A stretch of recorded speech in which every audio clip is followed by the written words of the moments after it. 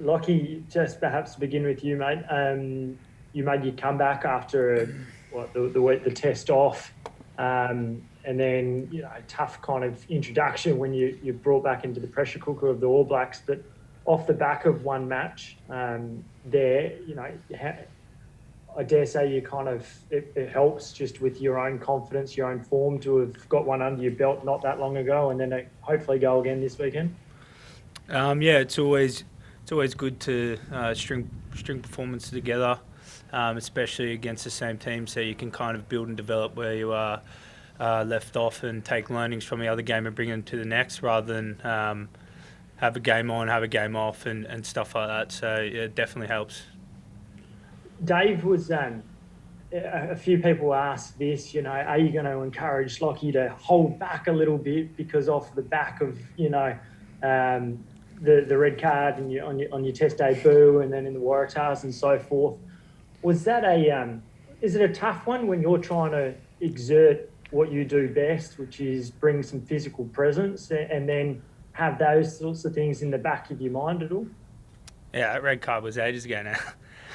But played a lot of footy between then, so that's well in behind my mind, and I've shown that's factors completely out of my game. That was just a one-off incident, but yeah, I like playing with that sort of aggression, I guess you can call it. That's what I've always played. I've said this to you before. That's how I've always played, and that's what I like doing. So I'll continue to do that.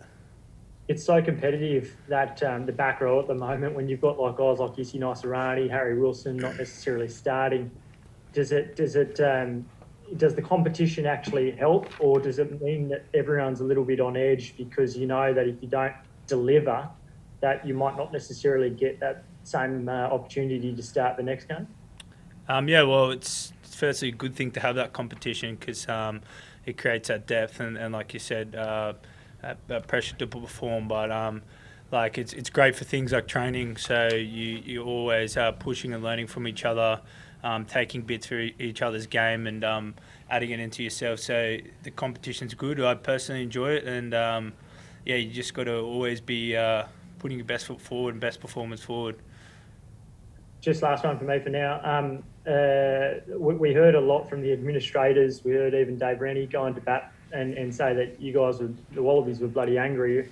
He didn't necessarily say that he thought that there would be more edge in this next test, but from a player's perspective, has like the last couple of weeks, having waited in Perth for an extra week, has that added more fuel to the fire to go like, no, we really need to rip in? Yeah, I don't reckon we actually need that extra motivation, to be honest. I think the extended 2 weeks or something we spent over here was brilliant because we were able to connect with the community over here. Boys were out to club footy, all that kind of stuff. So, mate, if there's no edge leading into a game against New Zealand, then we're kidding ourselves. So I think from that point of view, we've always got edge. Whether there'll be a little bit more motivation, I'm not sure. The boys are definitely up for it if today's training session's anything to go off. So. But yeah, it's a tough one, mate. We'll be ready. Test match Tuesday, really, wasn't it? Anything happened there? I need you back on the pad, Chrissy. I need my training partner back. Oh, that's me now. You going to set up? Nah, it's good though. Good sesh. Just going to say, for either of you guys, you look at those first two tests, you sort of see a common theme, that great first half and then sort of that 15-minute period after half-time, you just kind of allow a couple of tries on the trot and they run away with it. What's been done just to ensure that doesn't sort of repeat itself this third test? Yeah, I guess from our point of view, like we've reviewed exactly what went wrong. And the most frustrating part was our errors, our gifts that were letting them back into the game. And it's frustrating because whoever's sitting in this chair pretty much says the same thing every time we play the All Blacks. And I guess from our point of view, we've got to cut that out. Otherwise, we can't expect to compete with them. So from our point of view, it's about holding the ball, it's about respecting the ball, and then on the flip side of that, it's about our defence. It was nowhere near good enough in that second test, especially when we, conceded 57 points. To call ourselves a Tier 1 nation and do that is really quite embarrassing from our point of view. So that's one area we've certainly got to lift. Scramble defence, but also our set-piece defence as well. So I think, hopefully leading into this third game, you'll see there'll be a massive emphasis on defence, and like I said before, today was heavily focused on that as well. When you looked at that review, was it more individuals not doing their jobs, or was it more sort of a system sort of breaking down at points throughout the game? Yeah, there was. I wouldn't say it was one individual, to be honest. It was our systems. It was boys going out of the system, or it was not trusting the person inside and outside. And that's as cringe as that might sound, that's the basis of our defence. We've got to make sure that the people inside and out of us, that they're talking, and if they are talking, you're listening and you're trusting them. And there's patches of that game where the fatigue's an issue, but like you just said, it's after half time, so it shouldn't be. Whether we're just switching off, that's something that we've looked at, and we've looked at ourselves in the mirror about that as well. A big difference from those first two games is obviously you're going to have what could be a sold-out crowd of Perth behind you. As players, how much difference does that make, sort of having what could be essentially 60,000 people behind you on Sunday afternoon?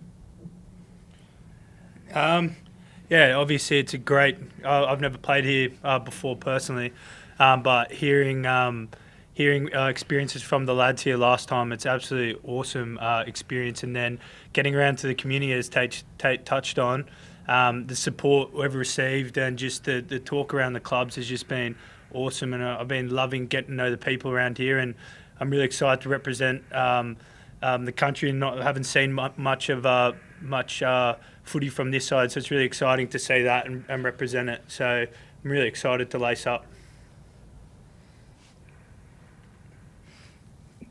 Tate, it's Alex McLeod here from RugbyPass over in New Zealand. There's been a lot made of that the All Blacks have left behind 3 of their key players, and Sam Whitelock, Aaron Smith and Richie Mo'unga. Aaron Smith in particular for you, you marked up against him last time around in Auckland.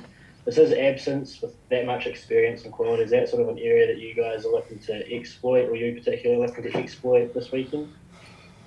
Mate, to be honest, not at all. You know very well who they're going to probably replace him with, and it's just as much experience, if not exactly the same. So, guys like TJ Perenara, guys like Bowden Barrett, if we're taking them lightly, we're kidding ourselves. So, yes, they did leave behind 3 of their key players, but they've replaced them with 3, probably World Cup players or, gold medalists, all that kind of stuff. So, whoever wears that black jersey, they always do a job, so we've got to be on them.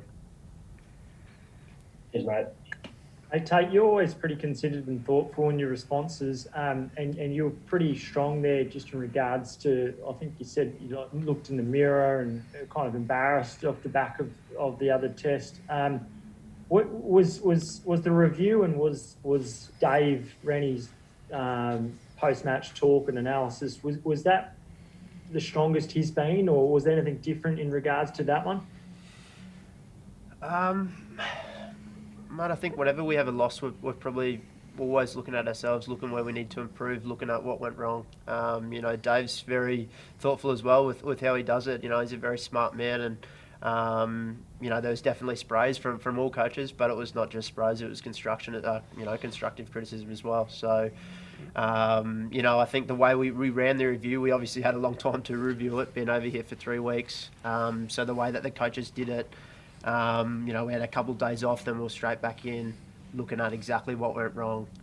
We split up into groups, backs and forwards, smaller groups, game leaders, all that kind of stuff. So, I thought the way that the review process went really well, but like I said before, we can't afford to show up and put in that same performance again. Otherwise, we're expecting the same result. So we've got to be better. And it's really easy to gloss over the good aspects, because there were actually quite a few, particularly in that first half. A lot of it revolved around you. Do you want to continue to try to use the short balls and use your big forward runners like Lockie either side of you rather than going wide so often? Is that something that's been worked on, the craftiness there either side of the ruck? Yeah, I think, by no means was it just me. I was really happy with our attack, to be honest. The way we were able to split them up through the middle, and when I've got guys like Swints here and guys running off me, timing it well, and I've got options at the line, it makes my job so much easier. So, as you know, Christy, I like to get out. I like to challenge those fringe defenders. But the boys are doing their job in attack, and it's really good to see. So, from that point of view, we're really happy with how we went there. In saying that, got aspects like our kicking game in attack. It's got to prove a mountain load in order to really get this result on the weekend. And you're kidding yourself if you think that guys that have got just a few caps between you are going to be able to beat the All Blacks who've got so many Test caps of experience. But yourself and Noah have now had a few times together. That combination's probably building all the time, isn't it? Yeah, mate. We just got to do our job. It's as simple as that. If we go outside the system and try and create stuff on our own, you get shown up pretty quickly from a quality, world class opposition like the All Blacks. So we stay in the system, we do our job, and we'll be right. Anything else online, guys? Yeah, just one from me for both of you guys. That's all right. Vince here from the Sydney Morning Herald, by the way. Just after your reflections on, I guess, the last time you played the ABs on home soil, the fact it went well from you, and do you draw much from that and some of the recent history in Australia, which is pretty positive for you guys? Yeah, I think that comes back to what we were talking about before with our, the support we have over here. The fact that the stadium's getting close to filled after our last performance is a reflection of how much people actually care about rugby in this state, and also in places like Queensland, in Suncorp, etc. So, I think we can take a lot of confidence of the people who we represent, and we're playing for Australia at the end of the day, so we don't have to look far to really realise, the magnitude of what we are when we run out in that gold jersey. So I think we can take, confidence of, like you said, our performances at Suncorp in the French series, and also last time we were here at Optus. So not that we're looking into that too much, but whenever we've got fans out here, it definitely adds another leg for us. And Tate, you've been playing pretty good footy recently. Do you think you've sort of done enough to hang on to that starting gig now that Nick White's back? Yeah, I guess that's up to the coaches. The team are going to announce Friday, and we'll see whatever's best for the team, mate. I'm happy with wherever I am, and at the end of the day, if I'm representing Australia or if not, I'm pretty happy to be here, mate. Happy online? Jump in? Sorry, mate. Yep. Yeah, hey guys. Got some potato. It's Ted from Win News in Queensland. Heap of games coming. Townsville, Gold Coast, Brizzy. Must be pretty tough to get to play over there. Yeah, mate. When the news was announced that it was in Queensland, I was pretty stoked. But in saying that, we've got a game this weekend. But so that's our prime focus. But in terms of playing out in Townsville, Gold Coast, towns like that, I think it's awesome. I grew up on the Sunshine Coast, and it's a shame there's not one there. But hopefully one day. But mate, to take it out to places like that, to grow the game, to show those regions what rugby union is. A lot of them got no clue. So to show them what the Wallabies is all about. They've probably heard tales, 20 years without the Bledisloe, all that stuff. But to show them what footy's about, and to play for Australia in those towns. Hopefully they'll come out and support us, mate. And usually they always do. So like I said before, we've got a massive game ahead of us at Optus. But that's definitely stuff to look forward to from our point of view. On the sunny coast, there's talks that they might even get an NRL final there. I mean, come on, let's get the Queensland Reds a game there next year. Yeah, mate. Yeah. Well, fingers crossed, people are listening. Sweet. Thanks, boys. Cheers. Happy online, guys? Sweet. In the room? Yeah, so just one. You don't get out of the stadium until Saturday? First time you'll be out of the stadium when the captains run? Yeah. Mate, does it change the way you've got to look at things because of the configuration? You've got this rectangular field in a massive oval, the way the wind may come in, the sun, you've got to take all that, especially the kicking game. Yeah, I think, what kind of helps that is the fact that we've played at the SCG a couple of times. Guys like Swinton were pretty much based there for quite a while. They've played a lot of games there. So yeah, it's definitely something that throws you off configuration-wise, like you're talking about.